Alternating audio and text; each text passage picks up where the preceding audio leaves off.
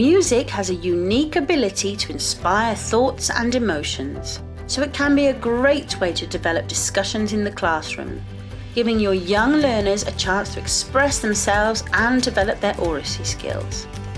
Just like there is a vocabulary that can be used to analyse the written word, there are different elements that go into creating a piece of music that your pupils can use to discuss how a piece of music made them feel and what it was about the music that made them feel that way. We call these the musical elements. The pitch, how high or low the music sounds. Duration, the length of the sounds that make up the music. Are they short and sharp or long and drawn out? Dynamics, is the music loud or quiet? How does it change its volume? Pace, the speed or tempo of the music. Is it slow and relaxed, or does it sound like it's in a hurry?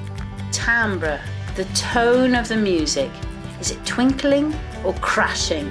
This is great to get your pupils using amazing adjectives. Texture, does the music have a single sound, like a violin solo, or lots of sounds together, like an orchestra?